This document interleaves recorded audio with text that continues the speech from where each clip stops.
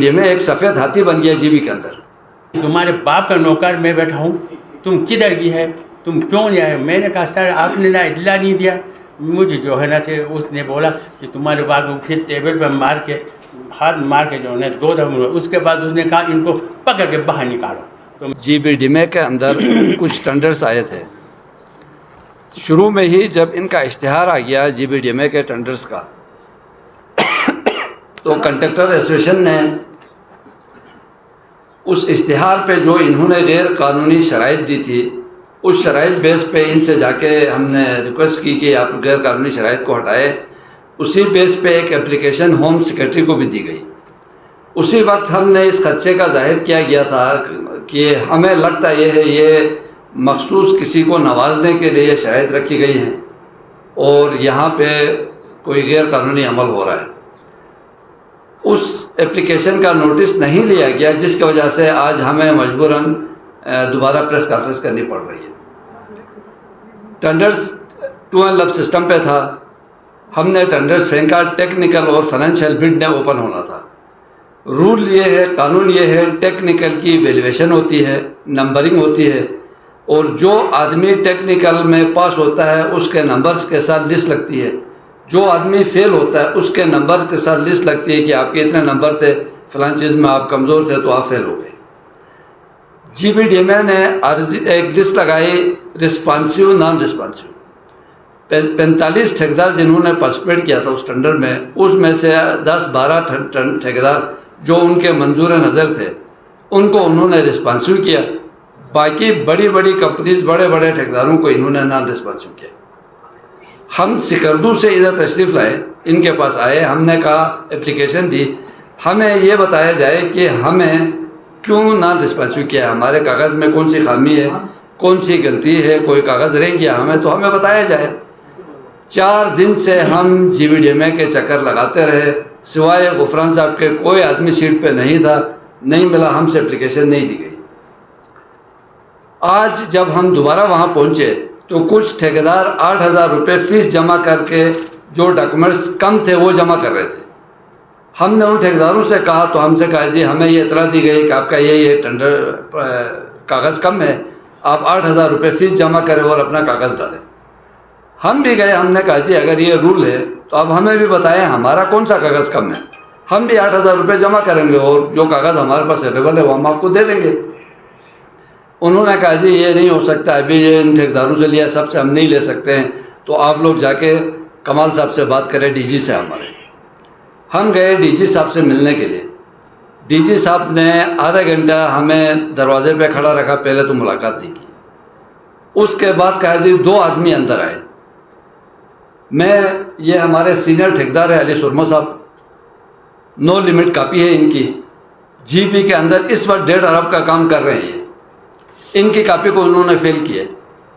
وہ بندے جو ان کے پاس ایجنٹی میں رہے ہیں, 3-6 سال سے ایجنٹی کر رہے تھے, ان کی کاپیاں CC کی تازہ کاپیاں, اس کو انہوں نے رسپانسیو کیا. تو ہم کمال صاحب کے پاس گئے.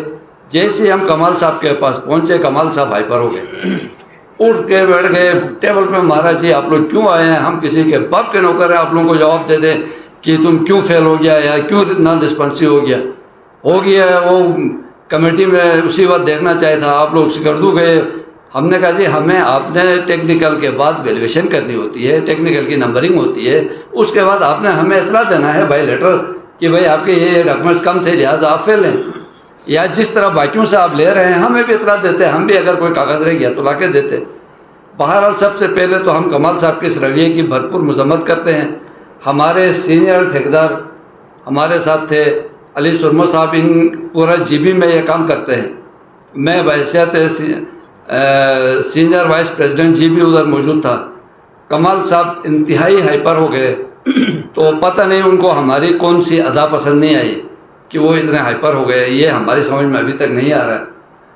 تو ایک سیکٹری کی لیول کا آدمی, ایک ڈی جی لیول کا آدمی جب وہاں بیٹھتا ہے تو کم از کم سائل کو سننا اس کا فرض بنتا ہے, اس کو بات سننی چاہیے, اور اپنی عمر سے بڑے بزرگ شہریوں کی تھوڑی سی بد اخلاقی ان کے ساتھ نہیں کرنی چاہیے, تو جس کی ہم بھرپور مذمت کرتے ہیں. انہوں نے بد اخلاقی کی بے انتہائی, یہ علی سرما صاحب پھر آپ کو بتائیں گے. باقی اب رہ گیا جی بی ڈی ایم اے کے اندر ہو کیا رہا ہے.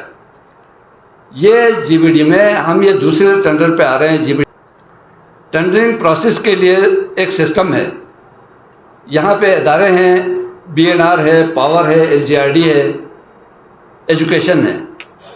ایجوکیشن کے اندر اپنے ٹی ایس کا ایک نظام ہوتا ہے, ایک اسٹیمیٹ بنتا ہے. اس اسٹیمیٹ کو ٹی ایس کرنے کے لیے ایکشن کے پاس پاور ہے 1 کروڑ تک, ایس ای ٹی ایس کرتا ہے 3 کروڑ تک, چیف انجینئر 3 کروڑ سے اوپر کے سارے ٹینڈروں کو ٹی ایس کرتا ہے. جس ڈپارٹمنٹ میں ایکشن ایس سی یا چیف انجینئر نہ ہو وہ اپنے اسٹیمیٹس لے کے اس ڈپارٹمنٹ کے پاس آتے ہیں, وہاں سے اپنا ٹی ایس کرواتے ہیں. مثال کے طور پر آپ کا ایل جی آر ڈی ہے, ایل جی آر ڈی کے پاس چیف انجینئر نہیں ہے, اے سی ہے, تو اے سی کی لیول تک وہ خود کرتے ہیں. اے سی سے اوپر کا اسٹیمیٹ ہو تو وہ بی این آر لے کے آتے ہیں, B N R chief engineer سے اس کو ٹی ایس کرواتے ہیں, اس کے بعد ٹینڈر نوٹس کراتے ہیں. جی بی ڈی ایم اے کے اندر ایکشن بھی نہیں ہے. 2 اوورسیئروں کی مرضی ہے, وہ 36 کروڑ کا یہ ٹینڈر ہوا ہے, 36 کروڑ کا. ٹی ایس بھی وہ کرتے ہیں, ٹینڈرنگ بھی وہ کرتے ہیں, اوپن بھی وہ کرتے ہیں. سارا دھندا جی بی ڈی ایم اے کے اندر چل رہا ہے, کوئی پوچھنے والا نہیں ہے. یہ پروسیس شروع سے ہی غیر قانونی چلا ہے. جب تک 3 کروڑ سے اوپر کا کام ایک چیف انجینئر اپروو نہ کرے, ایسی بھی نہیں کر سکتا ہے چیف انجینئر, اس کو یہ ٹینڈر کال ہی نہیں کر سکتے. یہ جی بی ڈی ایم اے کے پاس پتہ نہیں کہاں سے یہ اختیار آ گیا کہ ایک نان ٹیکنیکل لوگ بیٹھ کے کروڑوں کے ٹینڈر کر رہے ہیں. یہ پورے جی بی کے اندر 36 کروڑ کے ٹینڈرز ہو گئے. یہ پیسے ڈونرز کے پیسے ہیں, اس میں گلف اور یو این ڈی پی ہے. ہم نے آج ہم ہوم سے بھی مل کے آئے ہیں, ایڈیشنل ہوم سے, منسٹر صاحب سے بھی ہم نے ریکویسٹ کی ہے. ہم عدالت جائیں گے اس بیس پہ, یہ غیر قانونی کام کر رہے ہیں. ہم نے ابھی تک یہ اپلیکیشن نہیں دی ہے. اگر یہ اپلیکیشن ہم دے دیں, ہم ڈونر سے بھی رابطہ کریں گے کہ یہ ڈونرز جو باہر سے اربوں روپے دے رہے ہیں, یہاں پہ یو این ڈی پی والے اور گلف والے جو پیسہ لگا رہے ہیں, وہ جی بی ڈی ایم اے والوں کو اسلام آباد ہوٹلوں میں بیٹھ کے میٹنگیں کر کے خود ٹینڈر کرنے کے لیے نہیں دے رہے. یہ عوام کی فلاح و بہبود پہ اور یہاں پہ خرچے کے لیے دے رہے. کوئی نظام نہیں ہے, کوئی سسٹم نہیں ہے جی بی ڈی ایم اے میں. سارا اپنی مرضی کے تحت نان ٹیکنیکل لوگ کروڑوں روپے کے ٹینڈر کر رہے ہیں اور کوئی پوچھنے والا نہیں. ہم آپ کی وساطت سے چیف سیکریٹری صاحب ہوم سے اور منسٹر ہوم اور سی ایم صاحب سے یہ گزارش کرتے ہیں کہ فوری طور پہ اس پہ ایکشن لیا جائے, ان غیر قانونی ٹینڈرز کو روکا جائے. اگر یہ اپلیکیشنز ڈونرز تک پہنچ گئی تو یہ ڈونرز پیسے دینا بند کر دیں گے آپ کو. یہ اس علاقے کا نقصان ہوگا. ہم نہیں چاہتے علاقے کا نقصان ہو. ہم نہیں چاہتے ہیں ہم اپلیکیشن ڈونرز تک لے جائیں. ہمیں پتہ ہے کون ڈونر کتنا پیسہ دے رہا ہے, لیکن ہم صرف اس وجہ سے خاموش ہیں کہ ہم نہیں چاہتے علاقے کا پیسہ بند ہو. وہ ڈونرز جو پیسہ ان کو ایک اپلیکیشن دے دے, وہ صبح اپنا پیسہ بند کر دیتے. یہ جو system G B D M A کر رہا ہے تو اس کی ہم بھرپور مذمت کرتے ہیں. میں نے ابھی کمال صاحب کو کہا, سر مہربانی میں خپور سے آیا ہوں, میں 4 دن پھر مہربانی میں کس وجہ سے فیل ہو گیا. میں تو 80-90 نمبر لیتا ہوں ہر فرم میں. میرا فرم جو ہے حدیث میں انسان اور حق انسان جی بھی ہے. میرے پاس اس وقت ہم دونوں کے بیچ میں 1.5 ارب 2 ارب کا کام کرو.